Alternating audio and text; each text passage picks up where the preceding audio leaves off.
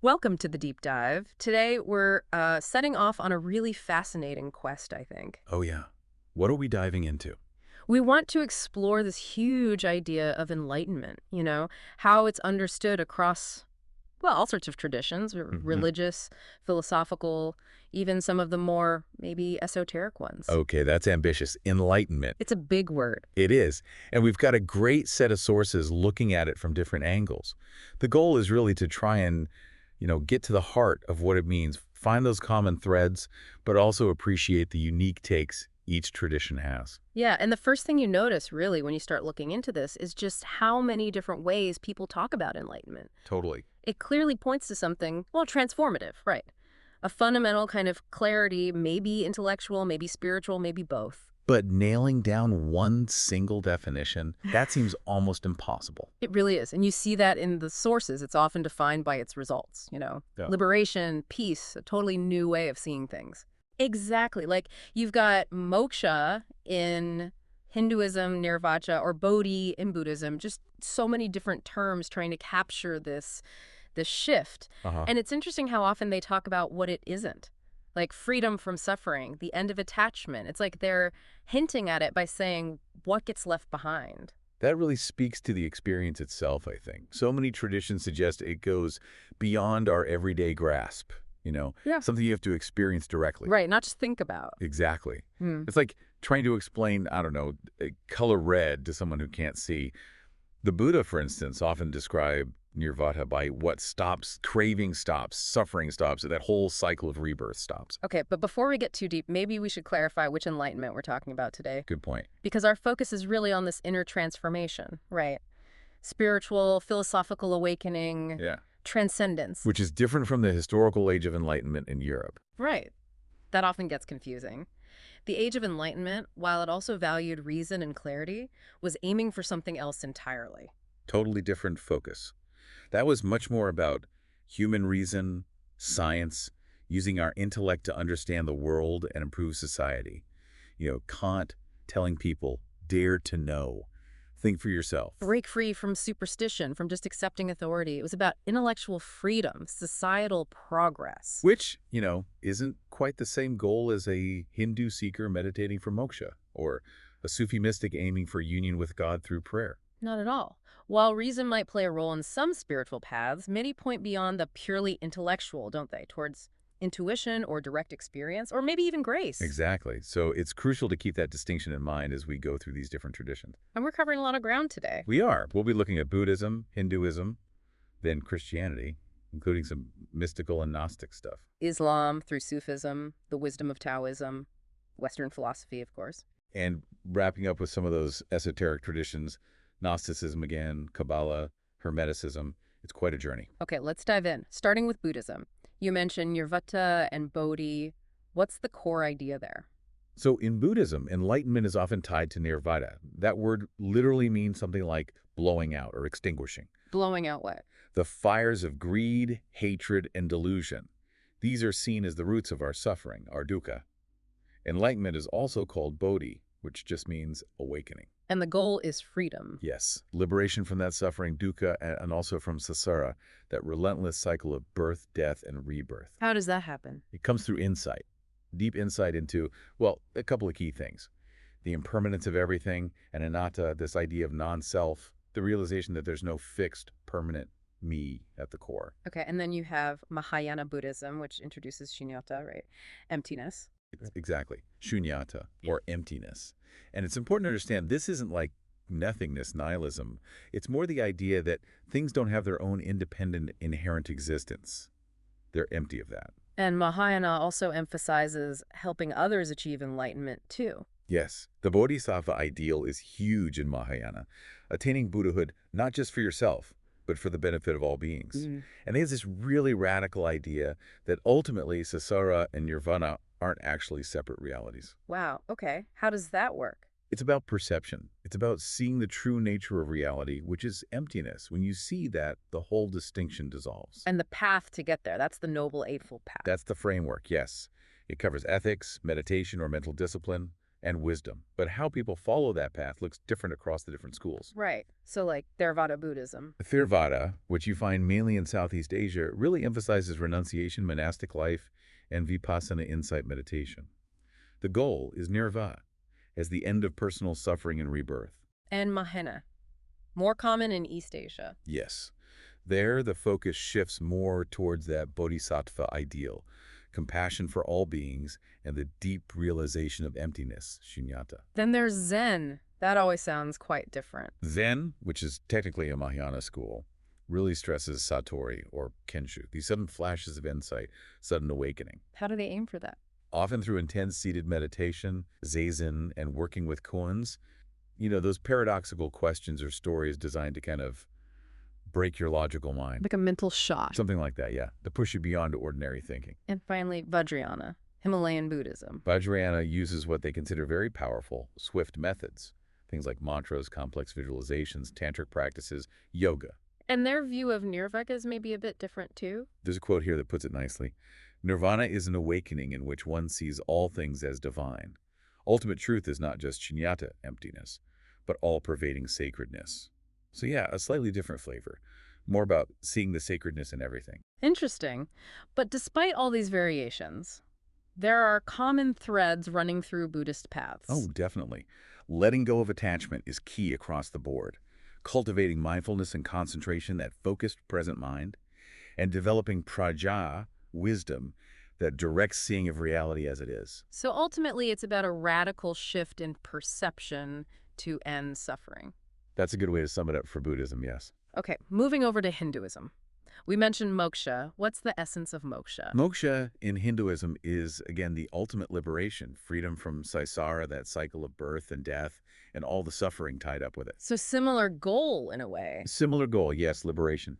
But it's often framed as self-realization, having a direct, unmediated experience of the highest reality.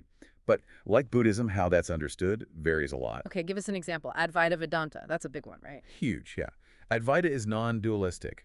For them, enlightenment is realizing the fundamental oneness of your individual self, the Atman, with Brahman, the ultimate absolute reality that underlies everything. So the idea that I am fundamentally the same as the ultimate reality. Exactly. It's like waking up from Maya, the illusion of separateness, the knowledge, the jhana, that Atman is Brahman, that itself is liberation. Wow. Are there other views in Hinduism? Oh, yes. Other traditions might talk about realizing Paramatman, the Supreme Self, or achieving a direct, loving relationship with a personal God, like Vishnu or Shiva. So it can be impersonal oneness or personal communion. But the core idea is still transcending the ego and finding that deeper truth. Absolutely. Going beyond the limited self to connect with that ultimate spiritual reality, however it's conceived. And Hinduism also offers different paths, different yogas to get there. Yes, yoga literally means union. So you have Jnana Yoga, the path of knowledge. That involves studying scriptures, reflection, meditation, aiming for that self-knowledge we talked about. Like the Advaita path. Often associated with it, yes. Then there's Bhakti Yoga, which is all about devotion, love for God. Union, called Sayuja, comes through divine grace and intense love. It's very heart-centered, sometimes called divine love mysticism. And Karma Yoga. That's about action, right? Right. Selfless action, doing your duty without being attached to the results. The action itself becomes a way to purify the mind and heart. And finally, Raja Yoga, the classic 8 limbs. Yes, that's the systematic path laid out by Patanjali. It involves ethical principles, postures, breath control, sense withdrawal, and stages of meditation leading to samadhi, deep absorption. And the goal there. The ultimate goal is kaivalya, which means something like isolation, realizing the pure consciousness, the puru or soul, as completely distinct and independent from matter, or prithu. So lots of different techniques and philosophies within Hinduism. Definitely.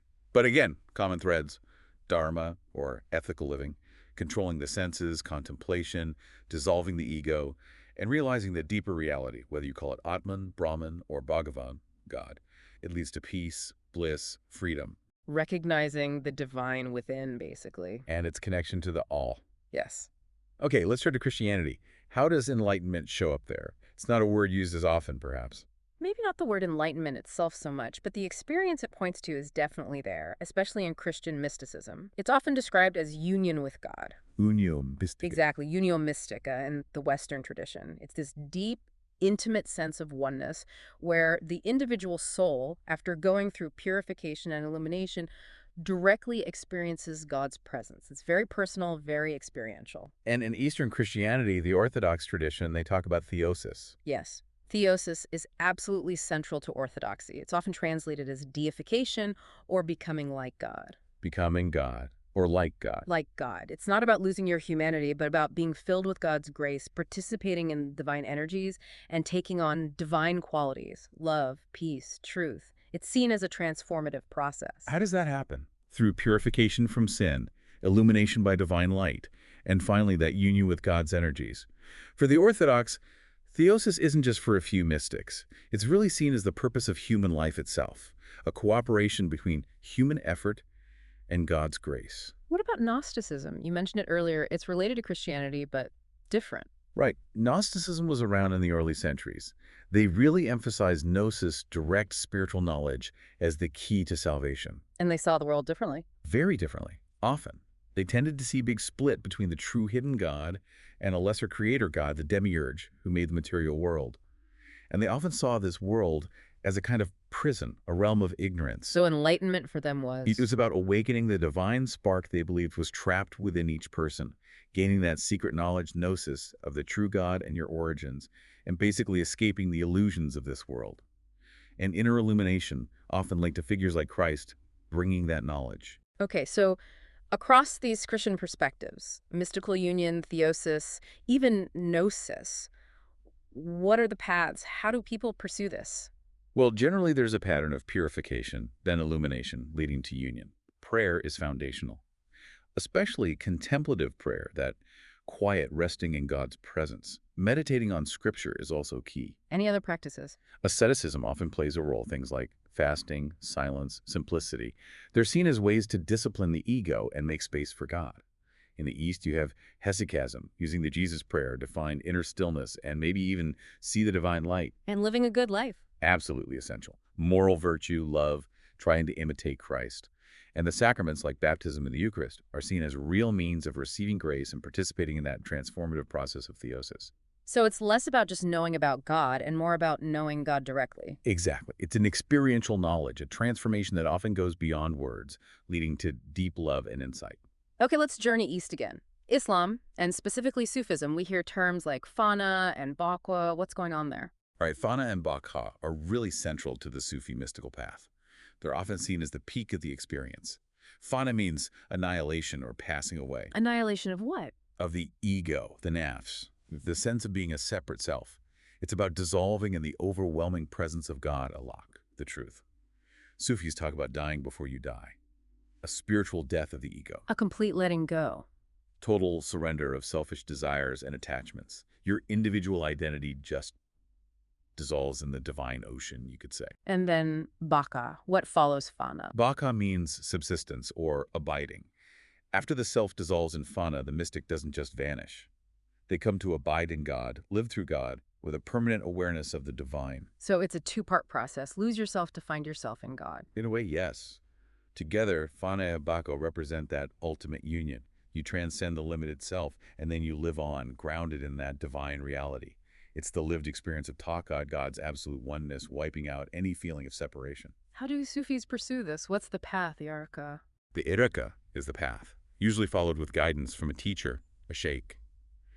Key practices include dhikr, the remembrance of God, often chanting divine names or phrases. I've heard of that. And music. Yes, sama, listening to mystical music and poetry to stir the heart towards divine love. Some orders, like the Mevlevi, have the famous whirling dance, which is a form of active meditation aimed at emptying the ego. What else is central? Ma'aba, intense love for God, is absolutely vital, and Tazkiyat al-Nafs, the purification of the self, ethical development. The path involves moving through spiritual stages, maqamat, and experiencing temporary states, awal. Are there specific meditative practices? Yes, things like muraqaba, meditative watchfulness, reciting mystical poetry, qasida. These can all lead towards fana. And the outcome? If God wills, the seeker might attain marifa, direct intuitive knowledge of God, becoming a wali, a friend of God, someone who lives in that state of baka, radiating compassion, wisdom, peace, seeing God in everything. Humility and surrender are key. Fascinating. Let's shift now to Taoism. Wu Wei and harmony with the Tao. This feels quite different, doesn't it? It does have a very different feel, yes. Taoism generally sees enlightenment less as a sudden bang and more as a gradual coming into alignment with the Tao of the Way, the underlying principle of the universe. And Wu Wei, non-action. Non-action is the common translation, but it's tricky. It's more like effortless action, action that flows naturally, without forcing, without ego getting in the way, acting in tune with how things are. And that's linked to Ziran, naturalness. Exactly. Ziran is spontaneity, being natural, authentic as it is, without trying to be something you're not. The enlightened Taoist sage is someone who's returned to their original simple nature and acts effortlessly, spontaneously from that place of harmony with the Tao. So less striving, more Yielding. flowing. Precisely. Yeah. The emphasis is on simplicity, humility, flexibility. It's about unlearning all the artificial stuff society piles on us and trusting the inherent intelligence of the Tao. What are the practices? Meditation, yes, but often very quiet, observational. Contemplating nature is huge in Taoism.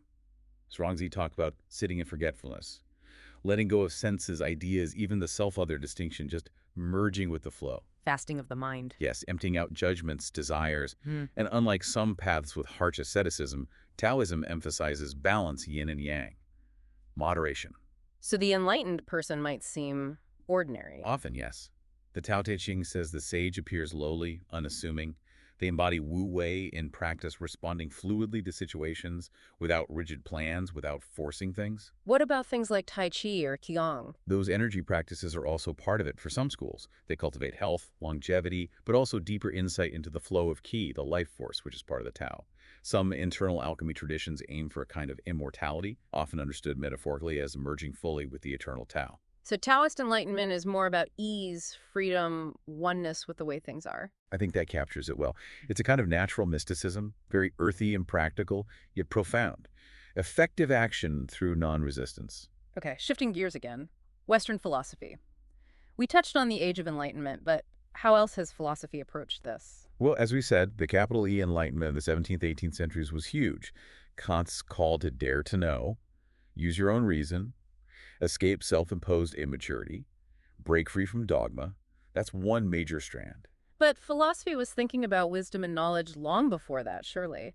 Plato's cave? Absolutely. Plato's allegory of the cave is a classic metaphor for philosophical enlightenment, moving from the shadows of illusion, the sensory world, up into the light of true knowledge, seeing the forms, especially the form of the good. It's an intellectual and spiritual ascent. And know thyself. The Delphic maxim, foundational for much of Greek philosophy. Self-knowledge as the path to wisdom. So what are the typical Western philosophical paths or methods? Generally, it's about rational inquiry, critical thinking, dialogue.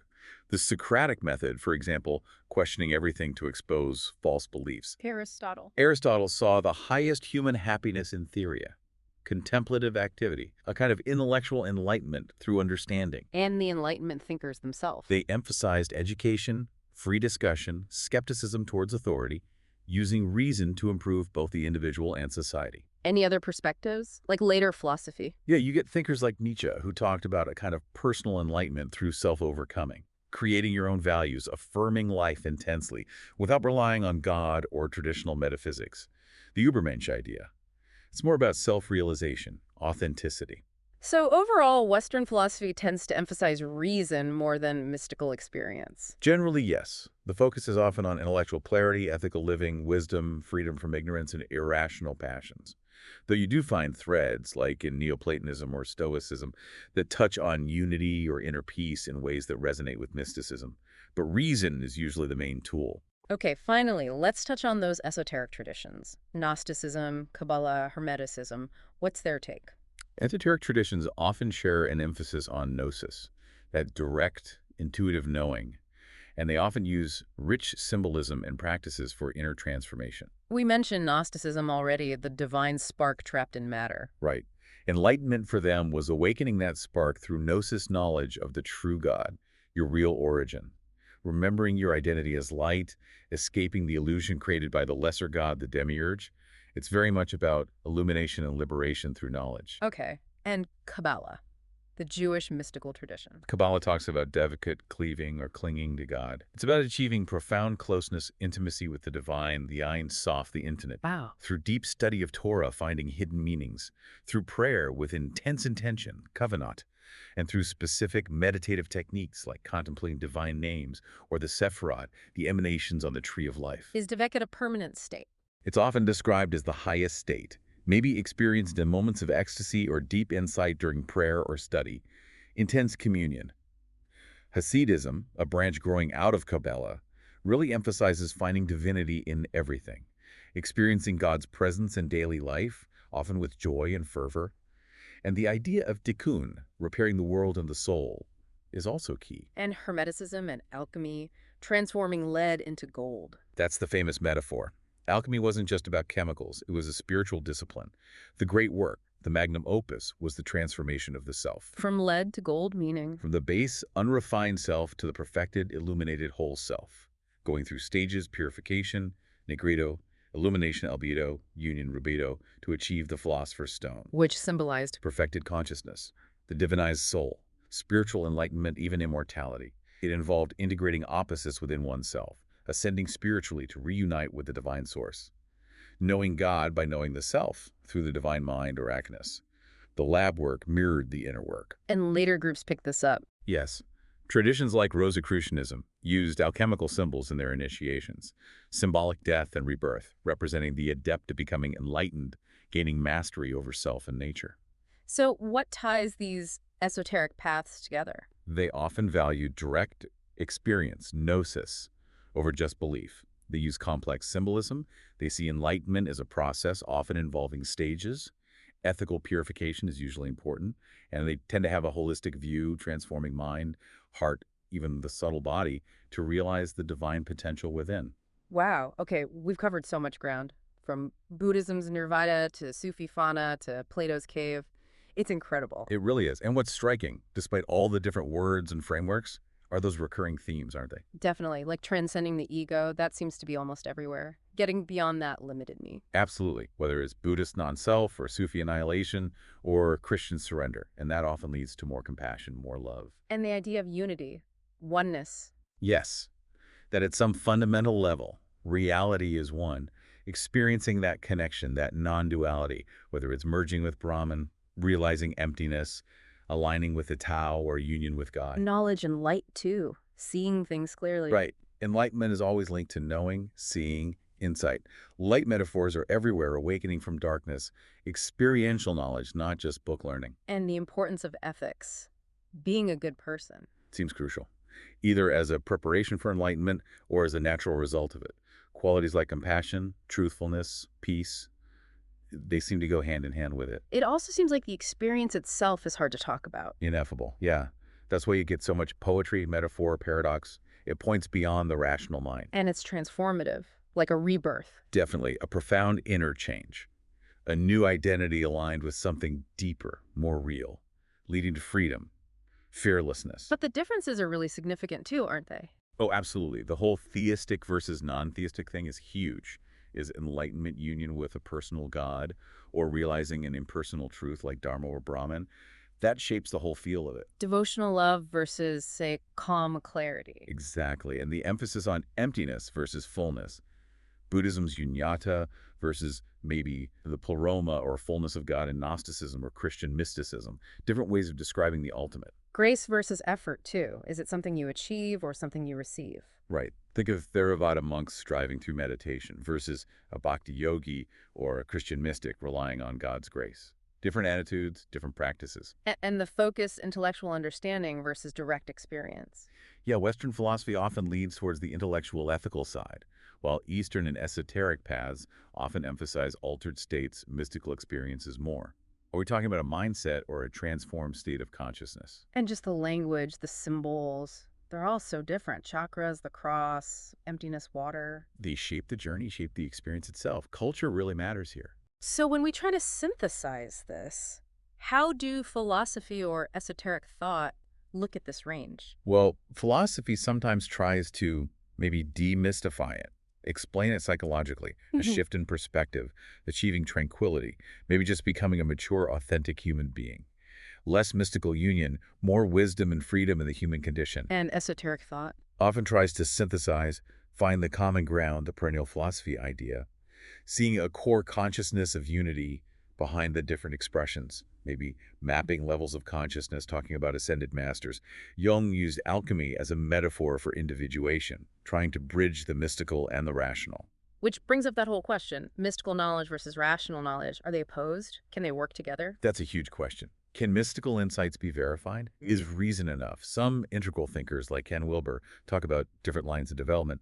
We need both sharp reason and the capacity for deep transcendent experience for full human growth. So maybe enlightenment isn't just one thing, but like a jewel with many facets. I really like that metaphor. Each tradition polishes a different facet. Insight, compassion, realizing the self, divine love, natural simplicity, reason, autonomy, interconnectedness. And today people often draw from multiple sources, don't they? Yoga, mindfulness, prayer, philosophy. Exactly. There's a lot more integration happening. Plus, we have modern psychology looking at self-actualization, neuroscience studying meditation's effects, secular mindfulness, bringing practices into everyday life. So maybe enlightenment isn't some far-off, unattainable goal. Perhaps it's more of a spectrum. Maybe we can talk about enlightened moments or cultivating enlightened qualities, more presence, less ego, more peace, more compassion right here, right now, making it practical. Does that mean all these paths ultimately lead to the same place? The perennial philosophy idea? That's the big debate. Is the core experience the same, just filtered through culture? Or are the differences like union with a personal God versus realizing impersonal emptiness genuinely different endpoints? It's tough. The language itself can be a barrier. So what could a modern enlightenment look like? Maybe it involves developing all our human potentials, our rational minds, our ethical hearts, our capacity for deep connection and transcendence. It might be less about a final destination and more about an ongoing journey. Drawing wisdom from everywhere. Potentially, yes.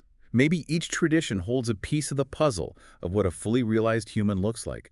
Wise, loving, peaceful, free, self-aware.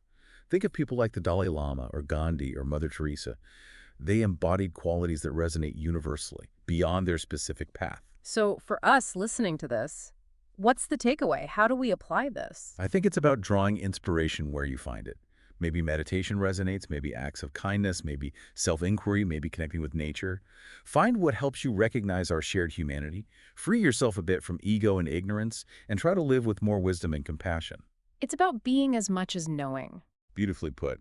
It's about embodying these qualities, seeing the different enlightenments perhaps as different colors of light, all working to dispel the darkness of ignorance and suffering. There's a Zen saying, something like, enlightenment is not about becoming divine, instead it's about becoming more fully human. Cultivating our highest potential. Awake, loving, free. Exactly. This has been an absolutely incredible deep dive. Enlightenment remains such a profound, compelling idea, straddling the mystical and the intellectual. It really does. And ultimately, whichever path resonates, it seems to point towards this fundamental possibility of transformation, towards truth, towards goodness. And thankfully, we have this incredible wealth of wisdom from all these traditions to guide us as we navigate our own lives. Which leads to maybe one last thought to leave with you, our listener. This ancient concept of enlightenment, it's not static, is it? It keeps evolving. Well, think about how integrating all these diverse perspectives, plus insights from modern science psychology, neuroscience might shape how we understand and practice this in the future. Is there maybe a uniquely modern enlightenment emerging? One that weaves together ancient wisdom and contemporary knowledge? That's a fascinating question to ponder, something to definitely think about long after this deep dive ends.